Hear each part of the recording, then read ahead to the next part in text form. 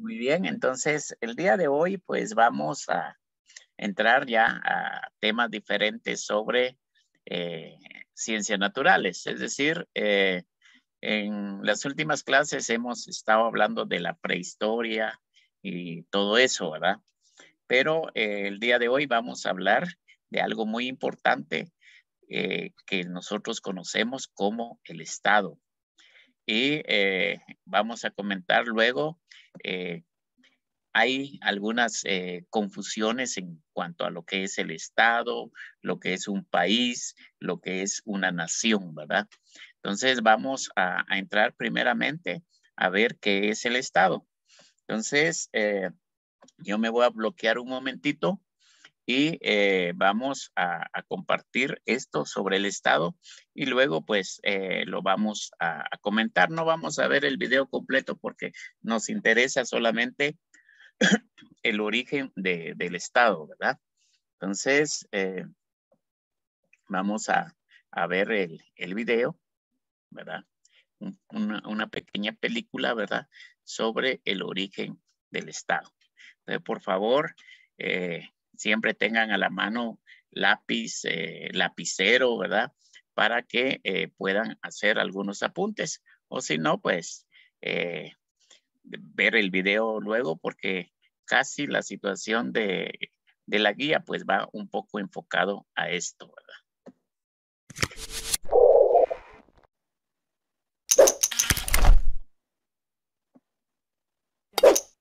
Hola, hoy día vamos a revisar la actividad 1 de Educación Ciudadana que tenía relación con el origen y evolución del Estado. Vamos a ir explicando un poquito cómo tenían que haber realizado la actividad para que no queden dudas. Vamos a partir por los tiempos primitivos. Y los tiempos primitivos se dividen en distintas etapas. Durante el Paleolítico, como vemos en la imagen, no había un concepto de Estado. Recordemos que el Estado tiene tres elementos. Entonces, un territorio que tiene fronteras geopolíticamente delimitadas, donde habitan comunidades en torno a un poder central. Entonces, en el Paleolítico obviamente no había Estado porque no había territorio. Las personas eran nómadas, se desplazaban de un lugar a otro, en general buscando su alimento. Los hombres cazaban, las mujeres y los ancianos recolectaban junto con los niños, entonces era más que nada una actividad de subsistencia. ¿Ya? Durante el Neolítico se produce una gran revolución, que es la revolución neolítica, el descubrimiento de la agricultura y la ganadería, que es la domesticación de los animales. Acá, si bien se crean aldeas, todavía no hay tampoco un concepto de Estado, porque no hay una autoridad, todavía no hay un poder central que agrupe a esta comunidad en torno suyo. Pero sí, a diferencia del Paleolítico, comienza una diferenciación porque ya no todos se dedican a la subsistencia, a cazar o recolectar. La agricultura y la ganadería les permite tiempo libre para desarrollar distintos tipos de actividades. Como pueden ver en la imagen, surge por ejemplo la alfarería, lo que es la cestería, surge el pastoreo, distintas actividades que van a ir generando una diferenciación social, pero no todavía, ¿cierto?, dándole una estructura tan delimitada. Seguimos avanzando en el tiempo y en la edad de los metales ya se ve una estructura más delimitada que está dada por la aparición de las ciudades. Y las ciudades, para un buen funcionamiento, necesitan una administración. Entonces, hacia el fin de la edad de los metales, ya existían ciudades y ya comienzan a aparecer los primeros líderes que se van a transformar en reyes, que van a ser estos jefes, que van a ir agrupando a comunidades en torno a suyo. Y las ciudades ya van a ir delimitando fronteras a través de la construcción de murallas. Y la religión va a jugar un papel fundamental en la aparición de estos jefes, porque en un principio van a tener un origen divino. Y esto va a significar que las personas lo obedezcan porque eran descendientes de un dios, por ejemplo. Surgen así las primeras formas de gobierno que se llaman teocracias, donde el líder religioso es también el líder político. ¿Ya? Y con un hecho súper importante que es la invención de la escritura. Terminan los tiempos primitivos y comienza la historia propiamente tal. Y la primera etapa de la historia es la edad antigua. Con la invención de la escritura se produce una nueva revolución, porque ya no va a ser la tradición oral la que determine las cosas, sino es que las cosas van a estar escritas, y escritas para la posteridad. Por lo tanto, al poder escribir las cosas, lo que es la administración y el gobierno se vuelve más efectivo. Entonces, durante la Edad Antigua van a surgir las primeras civilizaciones, que se van a caracterizar por el desarrollo de ciudades, por tener gobernantes, las teocracias, por ejemplo, pero a estas se le van a unir lo que fueron las polis griegas y también la idea de imperio. El imperio tiene que ver cuando los líderes quieren expandir el territorio. ¿Ya? Y tenemos, por ejemplo, los sumerios. Muy bien, hasta ahí vamos a ver el video. Como les digo, no me interesa que miremos toda la historia del Estado, sino que más que todo los orígenes. En realidad, pues, como dice el video, en primera instancia, pues, se creó un Estado. Por favor, alguien tiene por ahí abierto su micrófono. Vamos a ver, voy a regresar mejor aquí porque alguien me roba cámara por ahí, ¿verdad? Bueno, entonces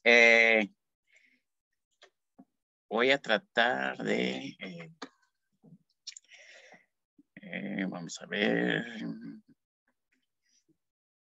¿qué dice aquí? Ahí estamos, muy bien, ahora sí.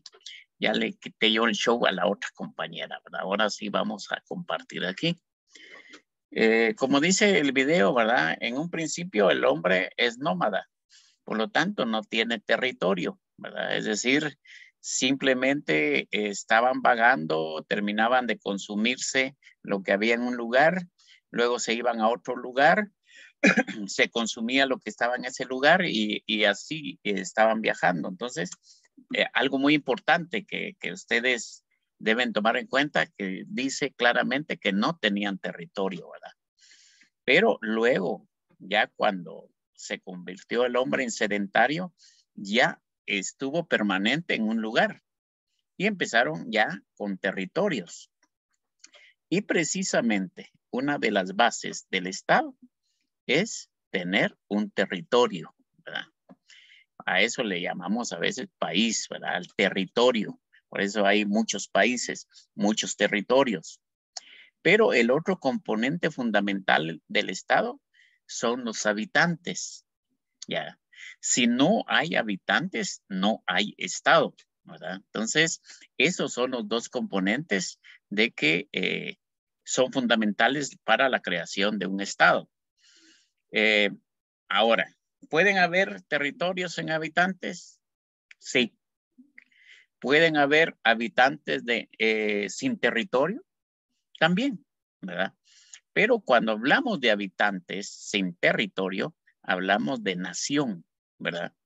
Uno de los ejemplos claros para lo que es la nación es el Estado de Israel, ¿verdad?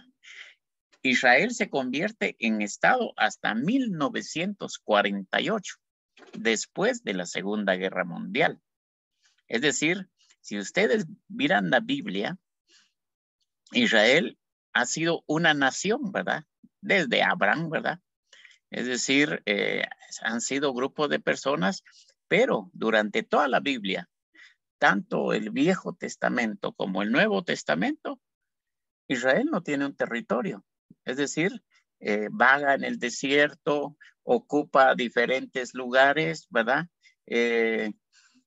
Todavía en cuanto a la vida del Nuevo Testamento, Cristo, los hechos y todo eso, hablan de que ellos estaban en territorio de otro país, ¿verdad? Entonces, desde inicio, ¿verdad? De la Biblia hasta fin de la Biblia, Israel es una nación. Es decir, solamente son personas. Pero en 1948, la Organización de Naciones Unidas, ya, en un hecho histórico, da un territorio a Israel. Israel se convierte entonces en un estado. Es decir, muchos estados se han creado por guerras o por la misma historia, pero a nivel mundial solamente hay 2 estados que se crearon por medio de la ley, ¿verdad? Por medio de decretos, por medio de acuerdos legales. Y ese es el Estado de Israel en 1948, pero el primer estado es el Estado de los Altos, aquí en Guatemala. Es decir, se formó el Estado de los Altos y aquí en Quetzaltenango, pues fue la capital de ese estado. ¿Ya? Es decir, se le dio un territorio ¿cómo se llama? A los Altos para que formara su estado. Claro que por intereses políticos y todo eso, pues duró muy poco. Pero, lo crean o no, el estado de los Altos, el 6º estado de los Altos, todavía está vigente. Es decir, esa ley todavía está vigente. No la han, ¿cómo se llama? Eliminado. Es decir, quien quiera revivir esa situación, pues la puede revivir. Pero, como les digo, son los 2 estados que se han creado conforme de la ley. El 6º estado de los Altos y el Estado de Israel en 1948. Muchos dicen, ¿por qué Israel? ¿Cómo se llama? Hay mucha importancia aquí en Guatemala. Y otros pues discuten que nuestro expresidente, ¿verdad?, haya cambiado la embajada de Israel y la pasó a otro lugar, es decir, la pasó ¿cómo se llama?, a donde quería, ¿cómo se llama?, Israel que estuviera. Pero la verdad que históricamente Guatemala tiene, por así decirlo, mucha amistad con Israel. Israel tiene un gran respeto por Guatemala, pero no es por cuestiones religiosas, sino que más cuestiones son cuestiones políticas, ¿verdad? Porque en 1948 las Naciones Unidas se reunieron para resolver el problema de Israel, para poder darle un territorio y formar el Estado. Cuando se reunió la Organización de Naciones Unidas, pues votaron a favor y en contra de que, ¿cómo se llama?, que Israel se convirtiera en un estado. Y quedaron empatados. Y el voto que decidía si Israel era estado o no, era el voto de ¿cómo se llama?, embajador Granados de Guatemala. Y Granados votó a favor de Israel, ¿verdad? Entonces, prácticamente como que el Estado de Israel le debe a Guatemala el tener un territorio, ¿verdad? Entonces, pero lo fundamental en la lección de hoy es de que el Estado se forma primeramente cuando el hombre es sedentario, es decir, tiene que manejar ganadería, tiene que manejar sus propios recursos. Entonces, ahí empieza ya la organización social, ¿verdad? Quiénes van a gobernar, quién tiene que hacer tal cosa, a quién se le delega otra función, etcétera, etcétera. Así nace el Estado, ¿verdad? Entonces, espero que hayan captado la idea. Eso está en el libro también. Y solamente quiero, aparte de ello, ¿verdad?, para finalizar la grabación del día de hoy, darles 2 anuncios. Un anuncio es sobre una encuesta que está haciendo una estudiante de la Universidad de San Carlos, que se refiere más que todo a la educación de adultos, caso de nosotros. Y ella me ha pedido colaboración para que ustedes puedan llenar una encuesta, ¿verdad?, que les va a servir de base para su estudio. Yo se las voy a subir al grupo. ¿verdad? Ahí pues no es una encuesta, por así decirlo, en algún documento, sino que es un formulario en la que solamente se les da el enlace y ustedes al hacer clic en el enlace, ¿verdad? Ya les sale la encuesta, ahí la van contestando, ¿verdad? Y cuando termine, pues solamente le dan un clic y la envían, ¿ya? Esto que quede claro, compañeros, de que no es obligatorio, es optativo. Si ustedes desean, la contestan y si no, no. Pero sí, yo quisiera de que la mayoría, pues apoyara el estudio, ¿verdad? Porque es importante y le damos gracias a ellos de que nos toman en cuenta para hacer estudios sobre la educación en Guatemala. 1. 2. Para el sábado 30 de abril, tenemos la sesión de fotografía para carnet, ¿verdad? El sábado 30, todo básico llega por las fotografías de su carnet. Se va a estar atendiendo de 8 de la mañana a 10 de la mañana, ¿ya?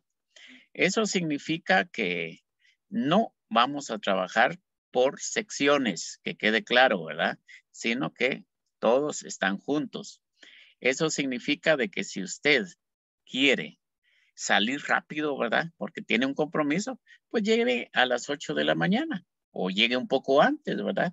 Para que sea la primera o los primeros en tomarse la foto.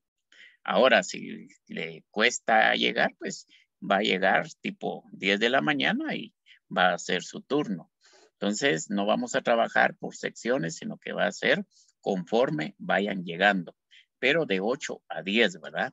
Para que no va a aparecer alguien como a las 12, 1 de la tarde a tomarse la fotografía, porque lo que va a encontrar es el edificio cerrado. Que quede claro que es el único día y la única fecha. Por eso es de que se les, ¿cómo se llama? Se les informa con bastante anticipación. Entonces, solamente hasta ahí la información.